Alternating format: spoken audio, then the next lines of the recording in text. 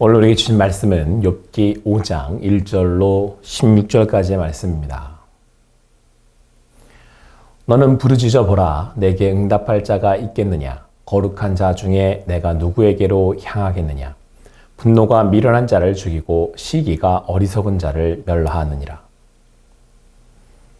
내가 미련한 자가 뿌리 내리는 것을 보고 그의 집을 당장에 저주하였노라.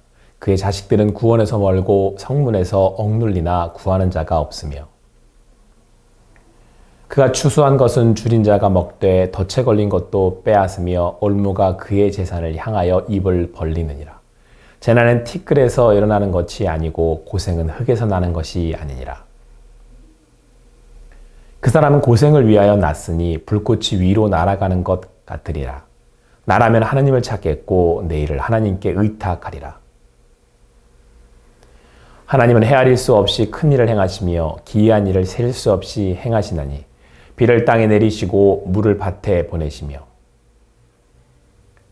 낮은 자를 높이 드시고 애곡하는 자를 일으키사 구원에 이르게 하시느니라. 하나님은 교활한 자의 계교를 꺾으사 그들의 손이 성공하지 못하게 하시며 지혜로운 자가 자기의 계략에 빠지게 하시며 간교한 자의 계략을 무너뜨리심으로 그들은 낮에도 어둠을 만나고 대낮에도 더듬기를 밤과 같이 하느니라. 하나님은 가난한 자를 강한 자의 칼과 그 입에서 또한 그들의 손에서 구출하여 주시나니 그러므로 가난한 자가 희망이 있고 악행이 스스로 입을 다무느니라. 욥기서 5장 1절로 16절까지의 말씀을 통해서 모른다고 말하는 믿음이 필요합니다. 모른다고 말하는 믿음이 필요합니다. 라고는 제목으로 주님이 주는 일 함께 나누겠습니다. 모든 것에는 이유가 있습니다. 하나님의 의도가 있기 때문입니다. 하나님이 만드셨기 때문입니다. 하나님이 주관자이시기 때문입니다. 그래서 욥은 하나님의 허락을 받은 사단에게서 도저히 감당할 수 없는 고난을 당하게 되었습니다. 욥은 궁금했을 것입니다. 하나님, 왜 이런 고난을 내게 허락하십니까?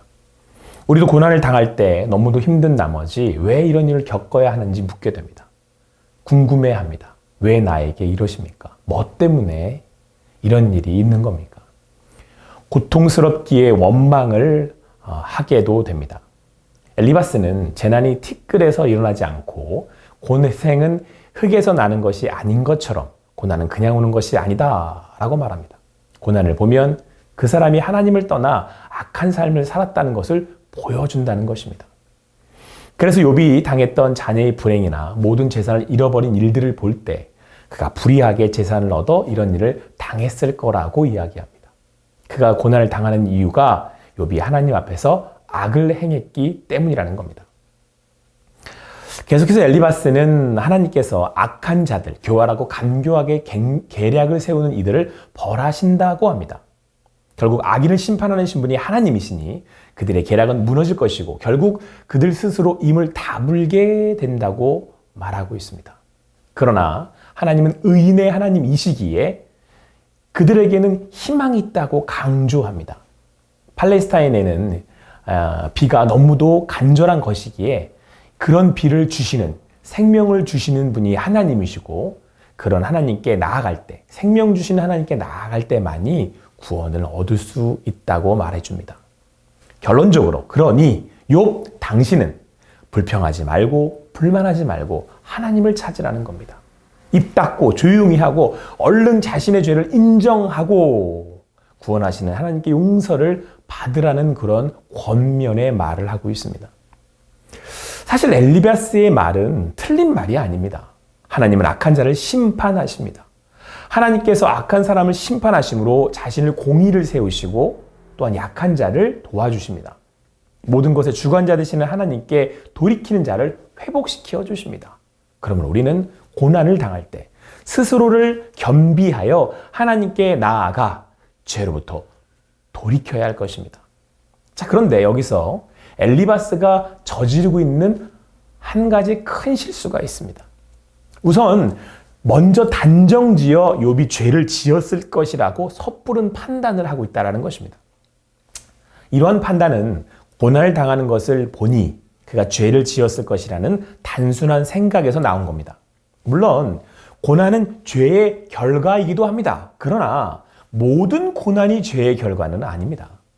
하나님은 고난을 통해서 자신의 뜻을 알리시기도 하시고 그 사람을 성장시키시기도 하시고 오히려 고난을 통해서 하나님의 일을 이루어 가신다라고 하는 것입니다. 협력하여 선을 이루어 가십니다.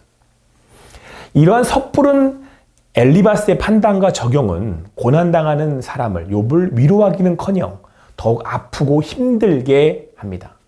고난 가운데 하나님께 나아가게 하기는커녕 더욱 원망하게 만들기도 합니다. 고난의 의미보다 중요한 것은 찾아가는 과정입니다. 그 과정을 통해서 하나님의 의도가 풀어지고 이해되기 때문입니다. 욥이 자신에게 주어진 고난의 의미가 무엇인지 찾아가는 동안 그는 하나님을 바라고 하나님을 구하고 나아가게 되었습니다. 그렇게 고난은 욥을 더욱 하나님 앞으로 나아가게 하고 있습니다. 하나님을 알도록 인도하는 길이 됩니다. 뿐만 아니라 하나님은 자신의 일을 이루어 가시는 통로로 사용하신다는 것입니다. 그렇게 본다면 우리는 고난당하는 고난당하는 사람 앞에서 엘리바스처럼 내가 무엇인가를 판단하고 가르치는 것보다 때론 알 수 없음을, 때론 할 수 없음을 고백하는 것이 더욱 현명하다고 할 수 있습니다. 사랑하는 성도 여러분, 내가 모른다는 것, 이해할 수 없다는 것이 더욱 현명한 대답일 수 있습니다. 내가 하나님이 아니기 때문입니다. 아직 하나님의 뜻을 알지 못하기 때문입니다. 오히려 하나님은 이 시간을 통해서 자신의 뜻을 이루어 가십니다. 그 사람을, 나를, 여러분을 더 깊이 만나기를 원하십니다. 그냥 욥의 고난을 위로하고 함께 울어주고 때론 왜 이러시는지 모르겠다고 공감해 주는 것이 더욱 옳은 일입니다. 그 과정은 하나님을 향하는 시간이 될 것이며 돌이키고 성장하는 시간이 될 것입니다. 그러므로 우리에게는 기다림이 필요합니다. 고난을 당할 때 그 사람을 향한 공감과 기다림으로 함께 해주십시오. 나 자신을 향한 이해와 기다림으로 참고 기다려 주십시오. 사랑하는 성도 여러분, 그래서 기다림은 믿음입니다. 하나님이 인도하신다는 시작으로 하나님께서 일하시는 과정을 거쳐 하나님이 구원하신다는 믿음을 가지고 나아가는 것. 이 기다림의 시간은 믿음입니다. 지금 고난의 자리에 있으십니까? 지금 고난의 자리에 거하는 지체를 보고 계십니까? 믿음으로 나아가십시오. 믿음으로 바라보십시오.